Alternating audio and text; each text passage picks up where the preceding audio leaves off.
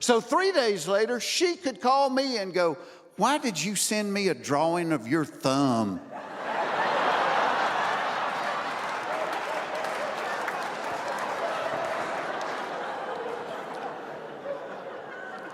Just not the sexy effect you're looking for. One of the things I missed the most during COVID was this, being on the road. I love to travel. My wife loves to travel. And when it became evident that we weren't going to be going anywhere for a while, my wife ordered a bunch of travel magazines. And so one night I'm sitting at home flipping through one of her travel magazines, and I found an article in there that was written by a woman trying to teach other women how to pack for a 10-day trip using only a carry-on suitcase. Let me repeat that. A woman packing for 10 days using only a carry-on suitcase. And I thought, what woman is she talking about? Barbie? My wife couldn't pack for a nudist colony in a carry-on suitcase. And now the airlines only let you take one carry-on. Well, if I'm with my wife, she'll have two, and I have whatever I can fit in my pockets. But I thought it was interesting because we live in an age where people try to make everything sexist, that this article was just written to women. She didn't say men. Because I think men could do 10 days in a carry-on. Could you do it? I could do it. You might be burning the socks and the underwear, but I could do it. Because I think most men probably pack like I pack. Like I'll walk in my closet and I think, okay, I'm about to be out for 3 days. 3 days means 3 pairs of socks, 3 pairs of underwear, 3 shirts, another pair of blue jeans in case I spill something on these, toothbrush, razor blade, boom, ready to go. 10 seconds of well thought out packing. That's how I pack. Now, when I go on vacation with my wife, and let me say this right up front, I love being on vacation with my wife. Because my wife is a lot more friendly on vacation than she is at home. Something about having numbers on the door seems to light her fire. The same girl that won't look at me twice at home, you get numbers on the door, she is hanging the trapeze before the bellhops to the ice machine.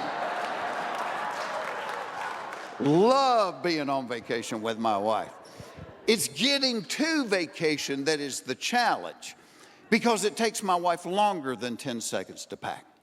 It takes her days to pack. Because she has outfits. There's not a man in this room that has an outfit.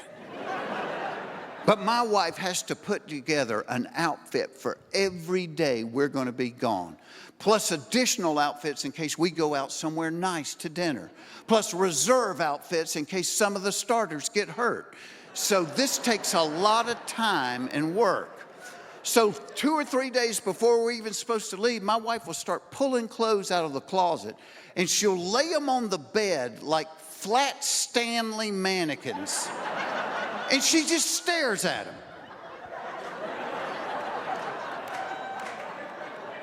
Sometimes she'll call me and, "Come here, I need your help."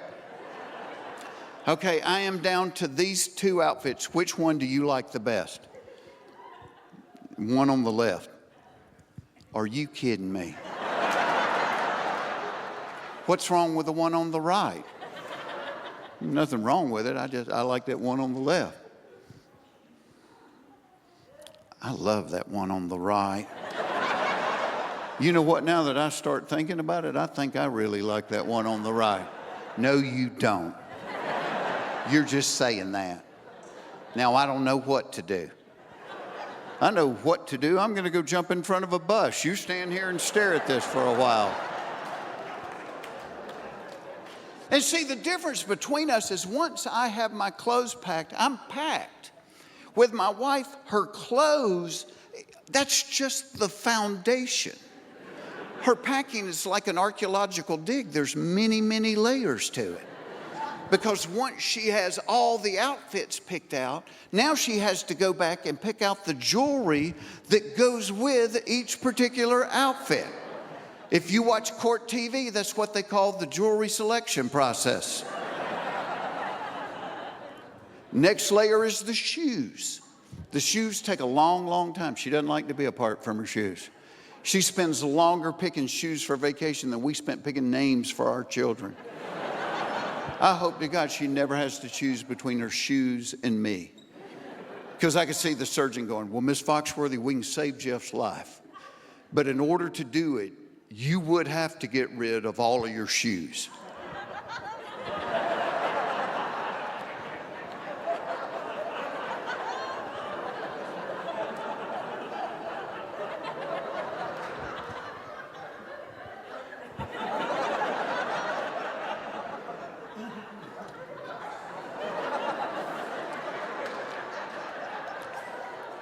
He said he wants to be cremated. I'm gonna need some new shoes for that ceremony.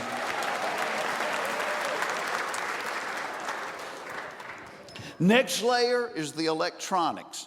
Because one time we went on vacation and the hotel didn't have a hairdryer. So now my wife never packs a suitcase without packing a hairdryer. But she also packs a hair curler and a hair straightener. I'm like, don't they cancel each other out?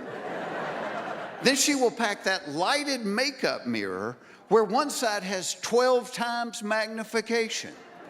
Nobody needs to look at their face magnified 12 times.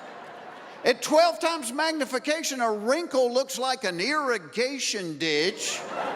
A blackhead looks like a manhole cover. And God forbid she find a chin hair. Trust me, you're not getting a girl out the door that sees something on her chin that looks like the anchor rope to a battleship. Do you know I have never, ever looked at my face in the 12 times magnification mirror? Okay, to be totally honest, a couple of times I did get out of the shower and pause in front of it just for a minute.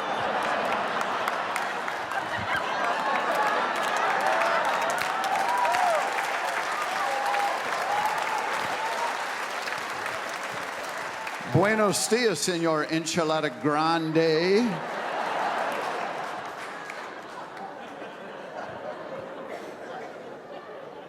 Next layer for my wife, it's a total feminine phenomenon. It's the just-in-case layer.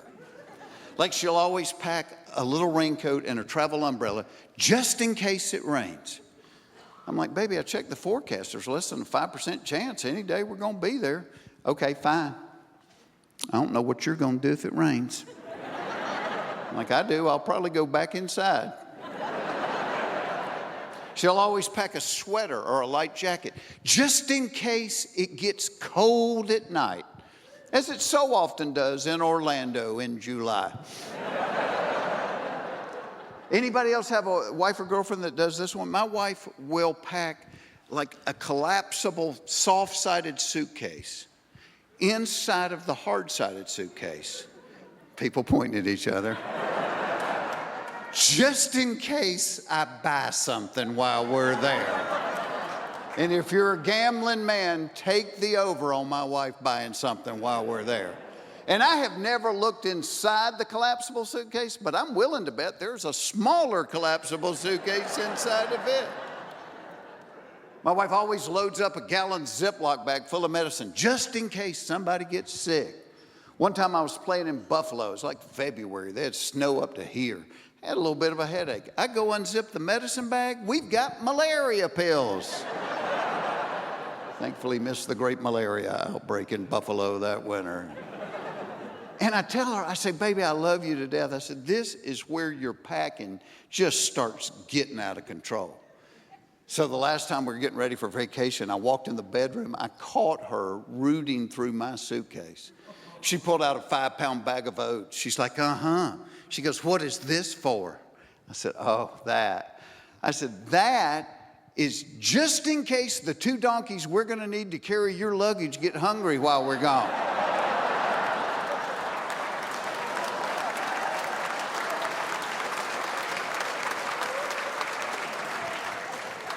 And actually, she packs light for airline travel as opposed to if we're going on vacation in the car. If we're going on vacation in the car, there's a fine line between packing and moving. But my wife and daughters think it is their obligation to fill that SUV to the roof. And the way they pack a car would make a man lay on the floor and cry. They'll bring out a bag with bread and potato chips, put it on the bottom, then put 3 suitcases on top of it.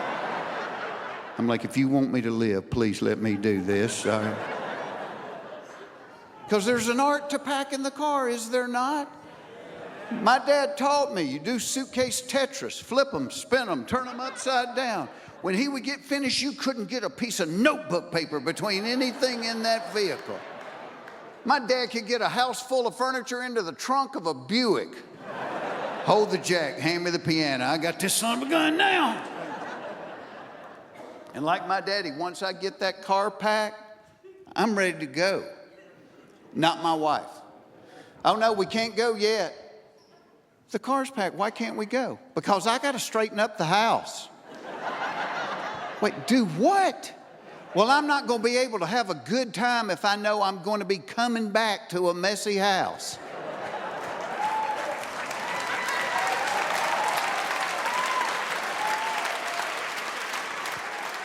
Well, why didn't you straighten it up the last couple of days?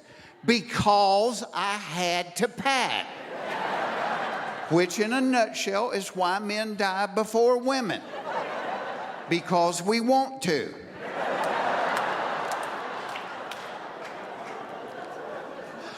We have been married for 36 years. My wife still, thank you.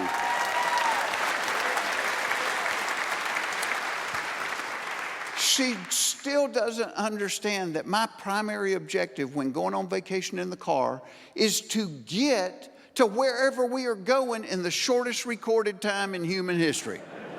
That's all I'm trying to do. Now, I've learned through the years, my wife's objective on a vacation trip in the car is to consume enough liquid where she will have to pee every 15 minutes, therefore destroying my objective. And my wife will never have to go to the bathroom until we've just passed an exit. Then she's like, oh, I got to go, and I got to go really, really bad. I'm like, well, you will really, really get your chance in 44 miles because that's how far it is to the next exit. Well, she will not go between exits. And every man in this room has been between exits. Nobody had to teach us how to do it. We came out of the womb with this knowledge. You pull the car off the side of the road, you get out and you check the air in the right front tire.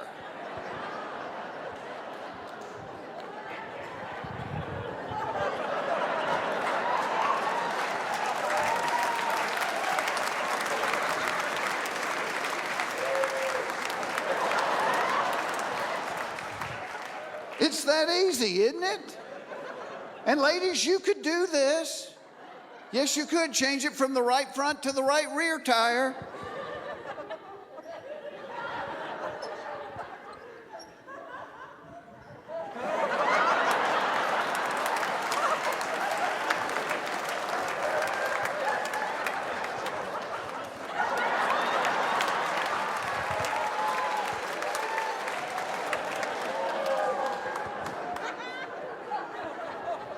I hope you guys have had fun tonight. You know, it's...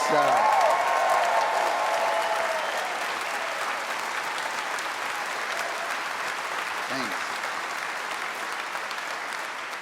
Yeah, I'm such a blessed man because I have gotten to do this for a long, long time. And I've gotten to do a lot of different things. I mean, whether it's write books or, you know, like host Are You Smarter Than a Fifth Grader or different things.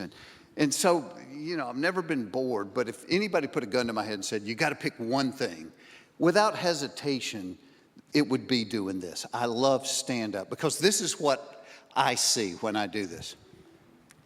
That's what you do. You did that up there. And every night I'm like, thank God it's not just my family. Other people are doing this too.